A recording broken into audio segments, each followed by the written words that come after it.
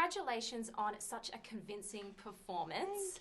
What went into preparing for this role, and is it true that you were the first black woman to play a lead female police officer? I am. This is like a historical thing that I didn't even know. Like it's so cool. I'm so glad I didn't know that before I went into the movie, because otherwise it would be like this added pressure that I just didn't need. Because it's my first lead role as well, so that's huge for me.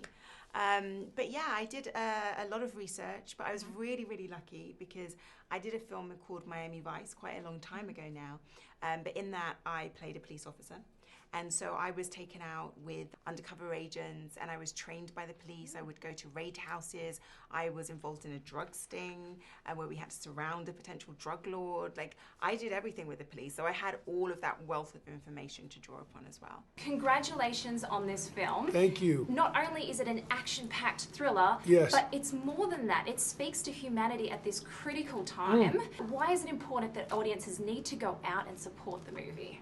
I would say the message in the movie is incredible right now. It's not about being preachy. It's not about having a movie that's like, hey, look at me, what I'm trying to say. It's a movie about humanity. It's a movie about someone saying, basically, I seen something and I'm going to say something. And I'm going to risk my life to expose what I seen. Yeah. But at the core of that, what I'm most excited about is I truly believe Naomi Harris and Tyrese have given award-winning performances from top to bottom. First time we've ever seen a black female lead as a police officer in a feature film, and it's one of the most moving performances you'll ever see from Tyrese. The fact that it is about him representing a culture and the divide between wanting to not help the police or go against the code of the streets, and then ultimately seeing those two things collide together and humanity step forth, it's beautiful. That's why you have to go to the movies. We want to see a movie at the theaters that entertains us, that keeps us on the edge of our seats, that, you know, has great actors as well being part of it. But we also want it to be socially relevant as well, and to inspire us and to have a really powerful message. And for me, the most important message of this movie is be the change, you know.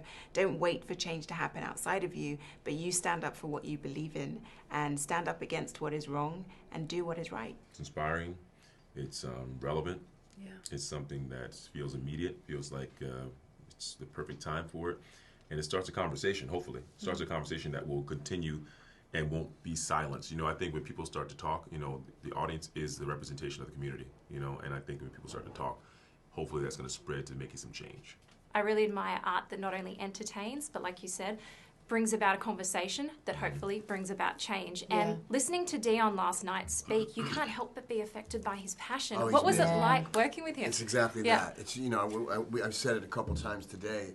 I got a phone call and went and sat with Dion, which was supposed to be a half-hour meeting, and we sat for 3 or 4 hours. I had never read the script. By the time I left, I said, I'm signing on. I believe you. I believe in what you're doing. I believe in what you're saying.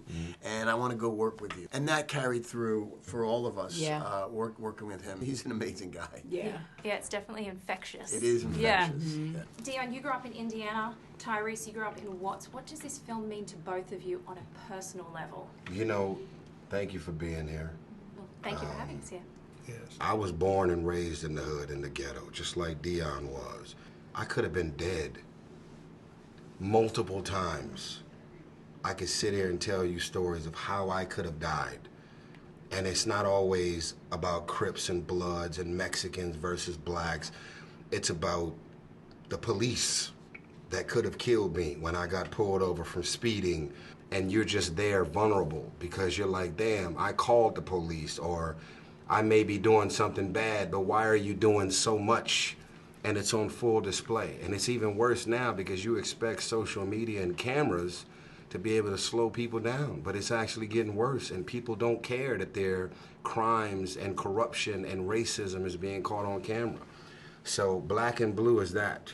This movie is to say, you know, I'm a part of the problem if I'm able to sit at home and look at social media, look at the killings, the police brutality, the excessive force, the beatdowns, the bigotry, the racism, you know, Eric Garner, Tamir Rice, everything that's happening that we see every day.